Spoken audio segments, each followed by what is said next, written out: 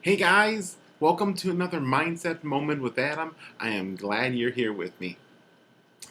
Today we're going to talk a little bit about dreams.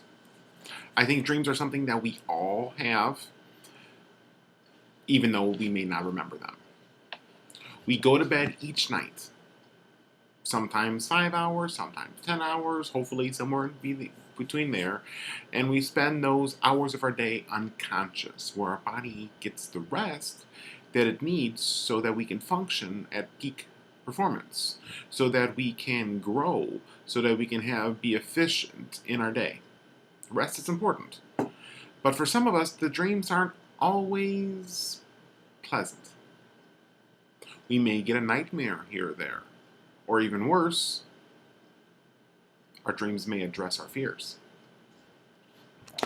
One of the more common dreams that many people are having are falling, losing your teeth, being naked, and test taking. And studies show that people who have dreams of these kinds, we're going to call them uncomfortable reality visions, since they're not a nightmare, they're not a pleasant dream, they're in the middle. Mainly for two reasons: perfectionism or pressure.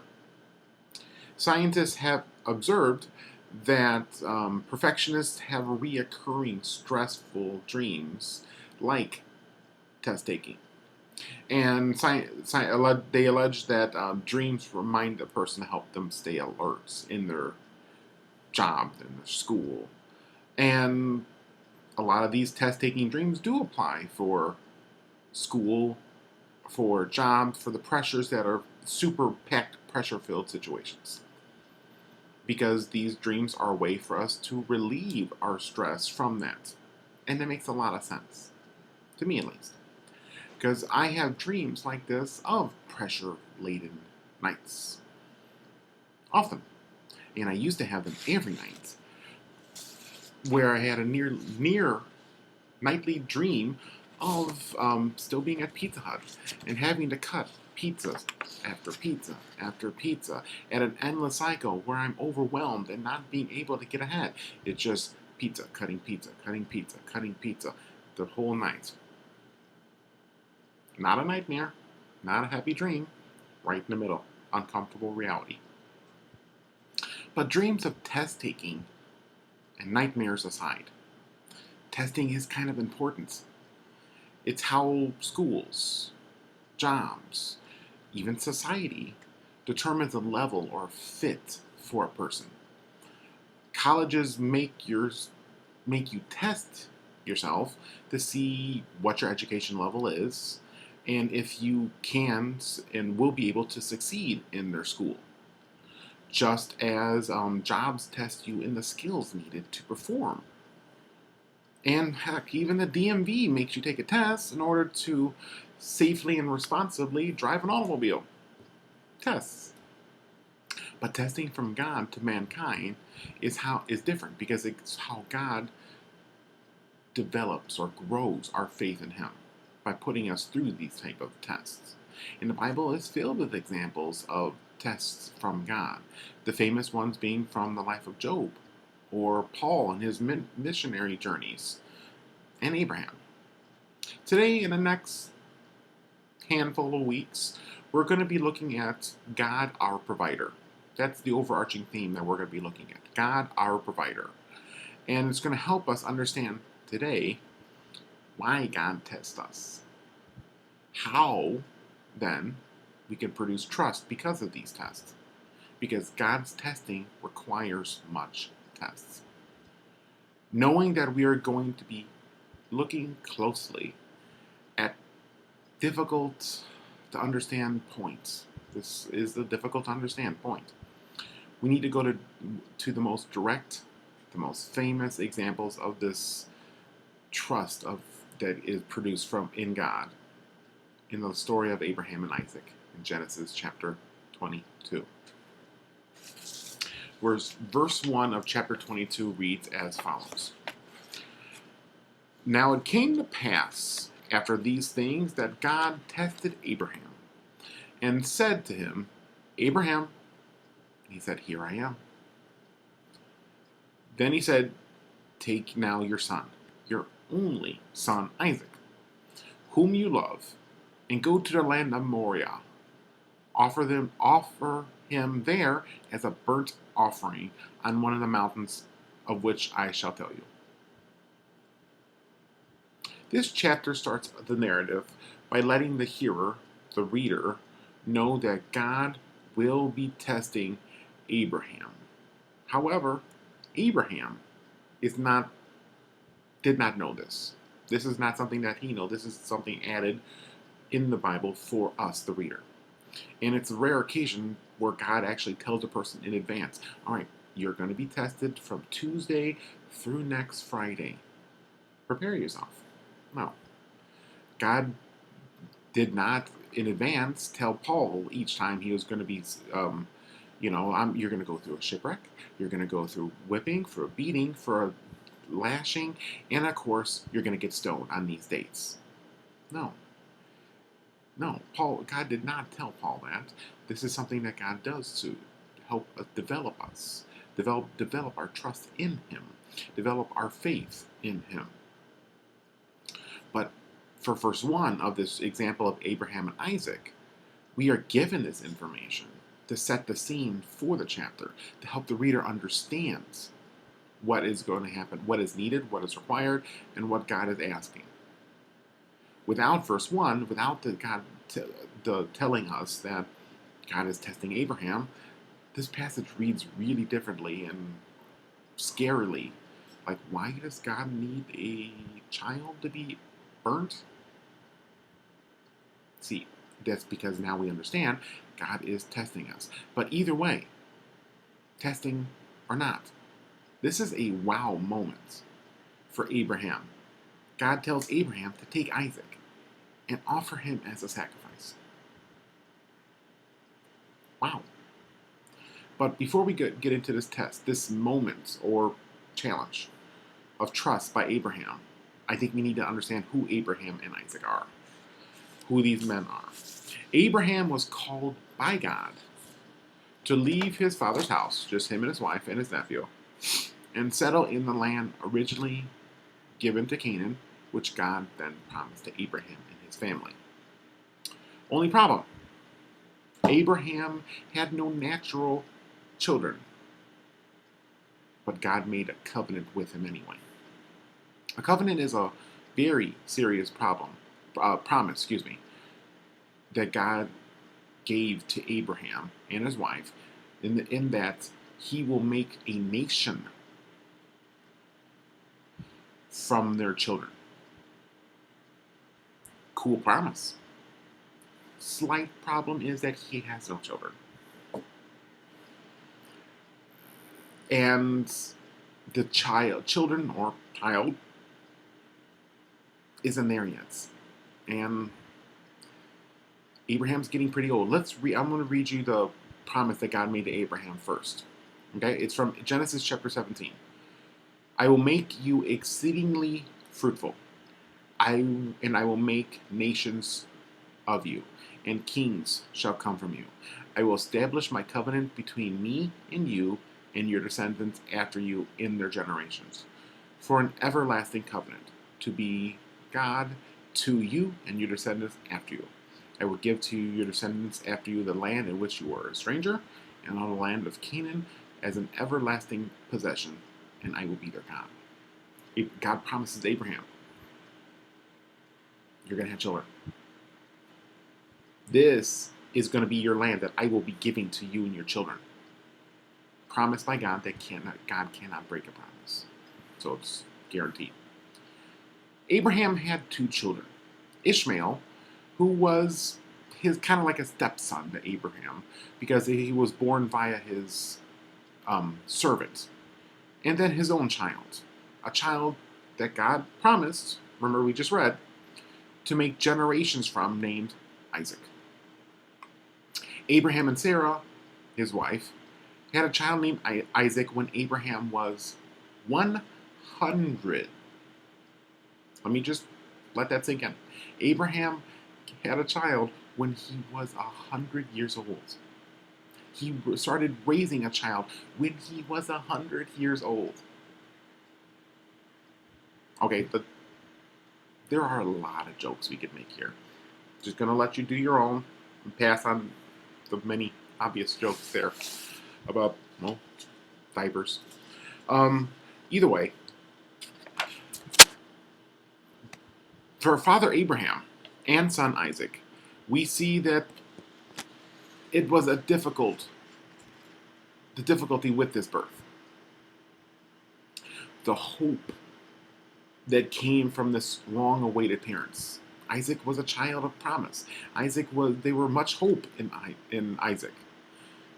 He's everything to Abraham and Sarah, to this future generations. But knowing all this about Abraham, about the promise, about the son, about the hope that's in this child, and the long time it took them to have a child. This section that we're reading today from Genesis chapter 22, where God tells Abraham in verse 2 to take this child, this very child, offer him as a sacrifice to me. Kind of makes it a little bit more eye-raising. There you go. The true and important point, this from history of Israel, from the history of our globe, that God told Abraham to take his only son, his unique son, and offer him as a sacrifice. Only, most unique, sounds kind of familiar, doesn't it? Because the words only or unique are in step with how Jesus was described in John 3:16. John 3:16 says, "For God so loved the world that he gave his only begotten Son, that whoever believes in him should not perish, but have everlasting life." Jesus is the only begotten, or only most unique Son of God, and he came to earth so that we can be forgiven. Completely and totally, permanently forgiven. No longer prisoners of our sins, prisoners of our bad choices, but forgiven forever. Because Jesus died on the cross, because Jesus rose from the dead and is alive today, we can be forgiven and spend eternity in heaven with God forever. Just by admitting that we are sinners and by asking God for forgiveness, something we can do right now. But how would you respond to this test of Abraham? God told his faithful servant Abraham to go to this land of Moriah, this distant land, to take his only son, the one he waited century for, the son of promise, and kill him as a sacrifice to God. Could you do it? Would you consider it? Would you want to ask more questions? There's where I am. Maybe find a compromise, the middle ground. All right, I'm not going to sacrifice him, but instead, I will whatever sacrifice compromise. Good middle ground. The thing is, I think we naturally would want to not do this. Just as I naturally did not want to take the ACT to go to college. Or I did not want to go on job interviews years ago. Or to be counseled. No, we don't want these things that make us go upstream, the difficult parts. But I did so because I trusted that these were needed and were for good and profitable for me and my development. Going to college. Getting a job. Getting married. These little tests that I had to go through produced greater trust in me. And for Abraham and Isaac, this was a matter of trust in testing. Look at verse 3. After God told Abraham what he wanted. Look at the response from Abraham in verse 3. So Abraham rose early in the morning, saddled his donkey, took 2 of his young men with him, and Isaac his son. And he split the wood for the burnt offering, arose, and went to the place which God told him. There is no recording between verse 2 or 3, nothing in between, saying anything that Abraham said anything. Not a simple hello, not a here I am, not a why I oughta, nothing. It's not too hard to imagine or to impose our own emotions into this conflict of what happened between God telling him, Abraham, that, and then in the morning. What happened in that night? Did he stress eat the entire day? Just open a bag of pretzels and just go until his empty? Did he sleep? Could you have slept if this were you? Or how would you have responded if you were in Abraham's sandals? But it was the love of his son, his only son, and promised son, versus his trust and his obedience in his God, the God. That's a great conflict right there. Now that's a fight I'd pay pay-per-view to see. But if this was you, would you act the same way as the patriarch, as Abraham? Or would you not hesitate and just completely trust and obey? Would you fight? Would you complain? Would you be reluctant in doing it? I think, to me, if it was me, I think I'd be the last one. I'd be one of those reluctant complainers in the back, who I would eventually do it, but I would kind of do it half-hearted and a terrible job at it and grumble the entire time. But it says that Abraham and Isaac got up early, took all the supplies needed to sacrifice an offering to God. Abraham went, Isaac went, he brought wood to burn an offering, and even some servants to help him along the way. He just didn't bring an animal to sacrifice. Abraham was for sure following God's directions and trusting God to be his provider. I think we can be more like Abraham. I can, at least. Taking less time to worry, less time to freak out and get angry. Just trusting God more and more every day. Trusting God for his provision in difficult times.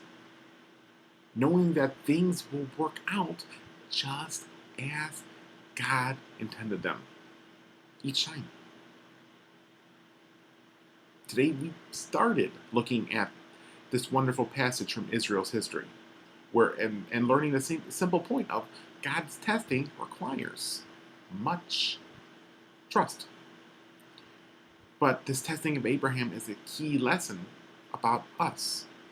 Trusting God in all seasons, in all circumstances, because God is our provider. Let me skip ahead a few verses to go to verse 6, 7, and 8 of our story. So, in verse 6, so Abraham took the wood of the burnt offering and laid it on Isaac his son. He took the fire in his hand and a knife, and the two of them went together. But Isaac spoke to Abraham, his father, and said, "My father?" And he said, "Here I am, my son." Then he said, "Look, the fire and the wood, but where is the lamb for a burnt offering?" And Abraham said, "My son, God will provide for himself the lamb for a burnt offering." So the two of them went together. So we know this is a testing of Abraham from God. And when we come today, when the journey is finally over, they get to that mountain in Moriah that God told them to go to. This day, the moment, this part of the story, they have everything they needed. They split up between the two of them, where Abraham carries they split he takes the knife and the fire and the wood, and then they split the two of them together. In verse 6, he took the fire in his hand and a knife, and the two of them went together. One's got the wood, one has the fire, the knife. They split everything up, except they still don't have something to sacrifice. Isaac is it. But for Isaac, this bright young lad, when they get to the mountain, 3 days into the journey, he finally puts everything together and says, "Where's the lamb? What are we going to sacrifice? Where's the animal?" He must have finally clicked, something's off. Something's missing. And verse 8 is a perfect response of faith, of trust in God. Let me read it again. And Abraham said, "My son, God will provide for himself the lamb for a burnt offering." So the two of them went together. God will provide, which means Yahweh Jireh, or Jehovah Jireh. This amazing response by Abraham is the exact and perfect response to this test, to the confusing, the difficult moments that life gives us on a pretty daily basis. The attitude and trust that God makes Abraham say, God will provide. Jehovah Jireh. And this idea, this belief that God will provide is not based off past actions, as in, well, last week I did good, so that means I get a good credit that I can spend any way I want. No. It's God will provide is not based off of past actions. It's not a conditional response that if we go to church and if we stay awake, that's 2 points. All we needed is 1, so we got an extra point to spend. No. But instead, Abraham's confidence in his God, that God will provide future, that God will provide a sacrifice in this case, and keep the promise that God made to Abraham so long ago. Let's not forget the promise that we read from Genesis 17. God will make a nation from his children. God will provide, Jehovah Jireh. Can we be more like Abraham? Can we live in the now and deal with whatever comes our way, whatever test from God, whatever setback, whatever cruel twist of life, and respond that God will respond.